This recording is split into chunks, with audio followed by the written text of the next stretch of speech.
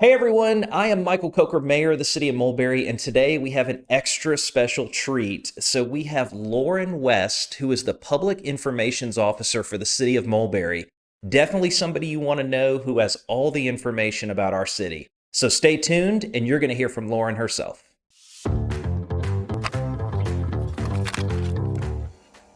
All right, this is Lauren West. Thank you for being here. Thank you for having me. Excited to be here. Oh, it's my pleasure. I've wanted to have you on for a long time. So you are Mulberry's new Public Information Officer. Am I saying that correctly? That is correct. Okay, well, for those who, first off, don't even know what a Public Information Officer is, can you just explain what that position even means for us? Absolutely. I like to tell people that a public information officer is the ultimate marketing, communications, and public relations professional for a city or local government. I like to joke that we are ultimately responsible for making the city look good, but truthfully, what we do is quite a variety of responsibilities, including social media management, website management, press releases, managing relationships with the media. We do a little bit of everything. Okay. Well, obviously, we're going to talk a lot about what you do for Mulberry. And first off, I love your Mulberry green jacket. Thank you for rocking that my today. Mulberry green. Had to represent, you know. I love it. I love it. Well, before we jump into what you do on a day-to-day basis, I'm sure there's a lot of people that want to know about you. What's your background? Where are you from? Can you just maybe tell the public a little bit about you? Sure thing. So I actually grew up in what is now the city of Mulberry. I grew up in Buford. Well, we had a Buford address, but we lived right on the northeastern corner of Gwinnett County, right before the Hall County line, off Spout Springs Road. So I went to Mill Creek High School, graduated in 2015. Okay. Then went to the University of North Georgia, got my bachelor's degree in communications with an emphasis in multimedia journalism, minor in public relations. Went the journalism route first, worked as a reporter for a couple of years at a local radio station. Okay. Then moved laterally into sales. So I actually sold radio ads for a couple of years. And then I got an offer to go be a publisher for a national trade magazine. So I went the print route for a couple of years and then heard about this opportunity with the city of Mulberry. Thought, why not go back home for a little bit? And that's how I ended up here.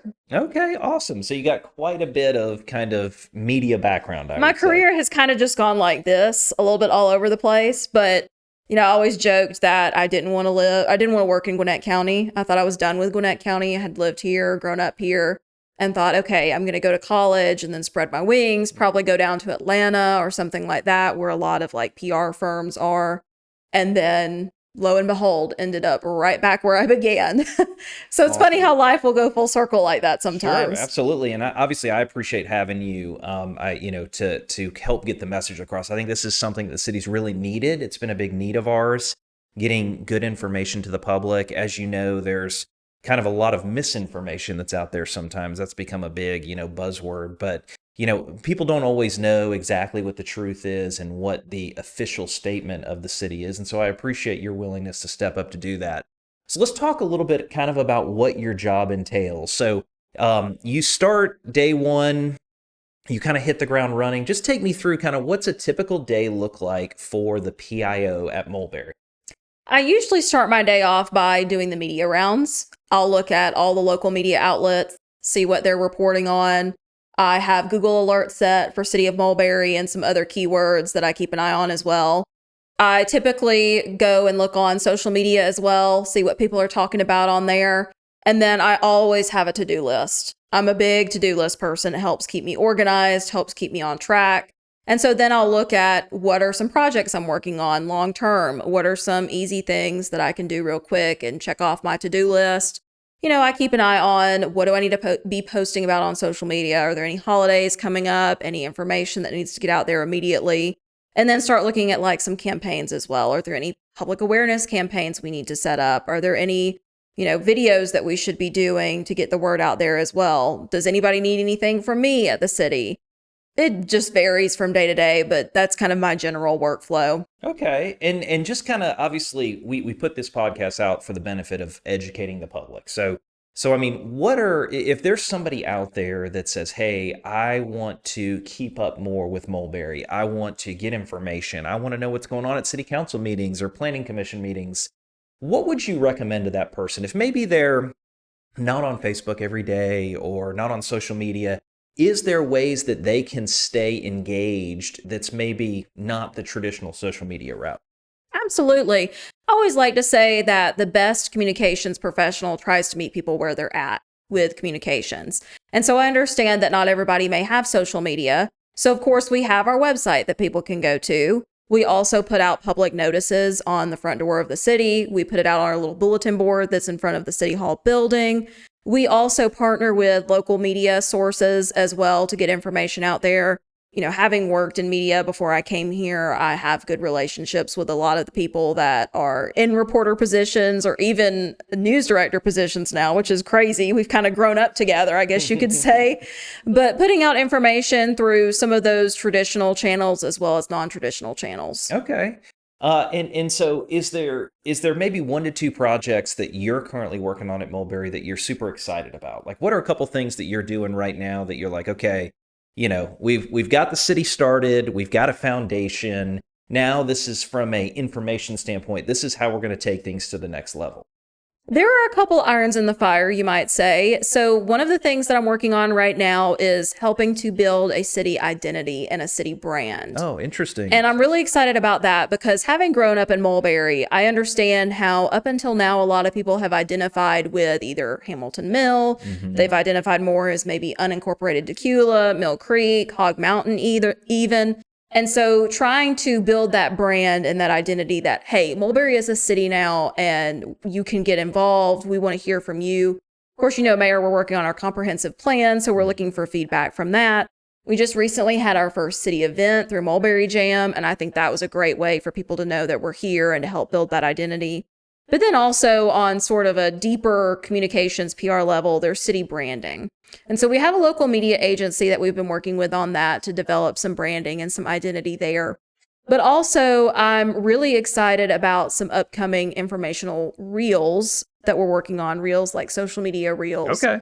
And one of those that I'm very excited about because I'm such a history nerd is that we're going to try to dive a little bit into the history of Mulberry. Awesome. That'll be great. Yep. A lot of people don't know this about our city, but the land that is now Mulberry is the only modern city in Gwinnett County that was a part of the original 13 colonies. That's awesome. When the Georgia Charter was created, the land that is now Mulberry was included in that charter. Which is pretty cool considering it's the 250th anniversary. Absolutely, right? So, yes. I mean, that's a big deal that our part of the city, a sliver of our city, was part of that original, 13 colonies 250 years ago. That's pretty neat. So that's awesome. Yeah. That's really cool. That's awesome. I love the history piece. That's something I know that a lot of people are really fascinated about and that they enjoy. You mentioned Mulberry Jam and huge success. I think the estimates were we had over 400 people is what I was told. It was somewhere in that range. Yeah. We don't know exactly how many, but we know we had a constant stream of people coming in the park. Yeah, that's awesome. Can you talk a little more about Mulberry Jam and maybe how that's going to fit into the PIO's vision moving forward? Like, what role is that event going to play in our city kind of over the years? Well, like I said earlier, events are a great way to build an identity for the city and to bring awareness to the city and get people involved. And so our plan is to make Mulberry Jam an annual event. Next year, we'll probably try to have it in the fall, so maybe it'll be a little bit cooler. It was a little toasty. It was very toasty when we had it the other day, but it was still a great turnout to be as warm as it was, to have families and people that are a part of the city come out and be there was fantastic. But we're hoping to make that an annual event. And then also hoping to add some more events as the future goes on. I really want to have like a parade or a Christmas event at some point. I know there's probably going to be a lot of logistics going into that, but as the city grows and we get more stable and we build our identity, that's one of my goals is to, maybe bring on a couple more members of my team and just really work on expanding our event offerings. Yeah, that would be awesome. I mean, obviously, I love those community events. I think it just builds so much camaraderie around our community. Absolutely. I think it's really cool. And I think it was really neat to see such a great turnout at Mulberry Jam. I know you did a ton of work for that, so thank you. Staff, I know, worked super hard on that. It was a team effort. I can't take all the credit for it. Yeah, it was a team effort behind the scenes. I certainly agree with that, but I know you did a lot as well, so thank you for that. But it's definitely something that I would highly recommend for next year that people come to, because if you missed it this year, it was just a really cool. You just felt like you were a part of something bigger, which was really special to me. I thought that was really neat. So kind of, you talked about Mulberry Jam. You also mentioned the comprehensive plan. I know we've had a couple podcasts where we've talked a little bit about the comprehensive plan, but just kind of talk a little bit about maybe what your role in the comprehensive plan is and how information, public information is a part of that. Sure. So the biggest thing is just getting the word out that we are seeking feedback for the comprehensive survey. So, of course, putting that out on social media is a big part of that. And as you know, we've had a couple of community events, open houses, including Mulberry Jam, where we got a lot of feedback from folks that were at the event for the comprehensive plan as well. Sure. So really just getting the word out there as much as possible until it closes on, I believe, July 10th is what we're looking at for the survey to officially close. Okay. And then, kind of, you mentioned some of these, these irons in the fire, things that you've got moving forward. What are some things about Mulberry, and you talk about the branding and how, establishing an identity, which I think is really cool, and I'm glad we're working on that. When you think of Mulberry and you think of your time here, even growing up here, what are 2 or 3 kind of buzzwords that just you feel like that is what Mulberry represents to you? Oh, that's a good question. So one of the things that comes to mind is, I have this tendency when I'm telling stories to like go off on a tangent and then come back. So when I was growing up, as I said, I went to Mill Creek High School. We had like 4,000 kids in that high school. I think I graduated as one of like 1,000 people, but it never felt that big. There was always this really good sense of small town and community, even though we had, basically a small college in one building at the high school. So I don't know exactly how you would put that into one word, maybe community or like camaraderie. I'm not really sure in the moment, but that's one thing that really has always struck me about this area is that, and even as it's grown, because I mean, goodness knows this area has grown a lot too, but it's never lost that sense of like welcoming and friendliness that defined it. Even when I was growing up here, which I know hasn't been that long ago, but it's been a little bit ago, and we've experienced a lot of growth there. Yeah, no, and I would agree. I mean, I think that, being a 40,000 person city, I think a lot of people are surprised when I tell them how big our population is. Yes. We have 40,000 people. We are, I think that puts us in like the top 25 or 30 cities in the state. I mean, we are one of the larger cities, but it still has a small town feel. And I think that's what, to your point about Mill Creek, right? You could go to Mill Creek and have over 1,000 people in your graduating class, but it still felt very small town. And so I hope that Mulberry is able to keep that and kind of maintain that feeling. And I'm glad that that's a part of your desire from a branding standpoint, because I do think that's a really important part of the city. Obviously, as we kind of move forward, we talked about how people can kind of keep getting information. Can you talk a little bit about like the cities? Do they have a Facebook, Instagram? How could people kind of get information if they are on social media? Absolutely. We have a Facebook account called City of Mulberry, Georgia. We also have an Instagram account called @City of Mulberry, Georgia. It's all one word. And then we have an X account. Now, we don't use X quite as much as we do our Facebook and Instagram because I'm really big. One of my first rules of marketing and PR and communications is know thy audience. And so we know that the majority of our city residents, our audience, are on Facebook and Instagram. Sure. We are in the process of creating a city e-newsletter. And that is something that we'll be able to publish and send out to our residents directly from our website. So one of my goals is to have that up and running by the end of the year. Like I said earlier, we also have our website, of course, where we post a lot of updates, any sort of significant like meeting changes or anything that might warrant going out directly to the residents immediately. We usually put on our website as well, because there's a feature where it'll send out directly to their phone in the form of an SMS message if they are subscribed to it. Okay. And let's see, Facebook, Instagram, X, those are the primary traditional sources we have. Like I mentioned earlier, we also partner with a lot of publications in the community as well. So those are some things we have currently and hoping to build on that. Yeah, and I know there's quite a few actually Mulberry Facebook pages that are out there. Some are political, some are more, maybe they talk about local businesses or those kind of things. So obviously, if we want to make sure people know exactly what the official Facebook page is, what is it one more time? For Facebook, it is @City of Mulberry, Georgia. Okay. And Georgia is spelled out, not Okay. just GA. And then on Instagram, it's the same thing, at City of Mulberry, Georgia, all spelled out. Okay, perfect. I appreciate Yes. that. Yeah. Well, as we kind of wrap up here, is there anything else you kind of want the public to know, either about you, your role, kind of your vision for the future? Is there anything else you want to convey to Mulberry residents? I just want everyone to know that if they have any questions, comments, or concerns, if they see something in the community and they're like, what is that? And they haven't seen anything on our city channels about it, you are more than welcome to reach out to me. My email, which is the best way to get in touch with me, is lauren.west@mulberryga.gov. And then I assume you have a comment section or something for this podcast as well that we can put my city cell phone number in, because Sure. I'm still new to the role and I'm learning that Yeah. city cell phone number off the top of my head, but I'm always open for people to reach out to me Thank you. and let me know, if they see something or they have any questions and Yeah. want to know what's going on.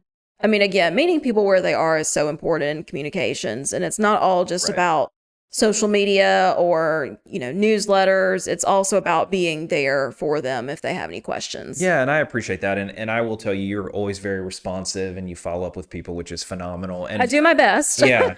And obviously I think people too, they could probably just reach you by calling City Hall, right? If they really wanted to get Yes, you. they can call City Hall, and I believe my menu number is 9. So Okay. if they press 9, it should go to my cell phone number Okay, as well. perfect. Yeah, because and so I think that's good advice. Is if you have any questions, if you're reading something online and you're like, "Is this true? I don't know what's going on," or this situation. Obviously, Lauren is always available. You can always reach out to City Hall, ask her or somebody else on the City Hall staff, and I'm sure that they will be more than happy to answer your question.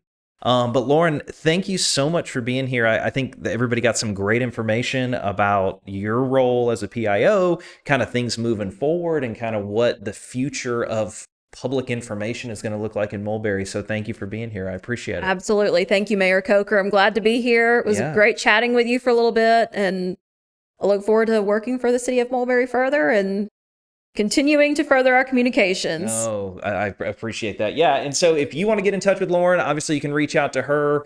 If you're a member of the media, she's a great person to kind of start too. I know sometimes media members reach out to me, and I always appreciate that, but I think sometimes she has even more information than I have at times. So it might be a Yes. good way to get in touch with her.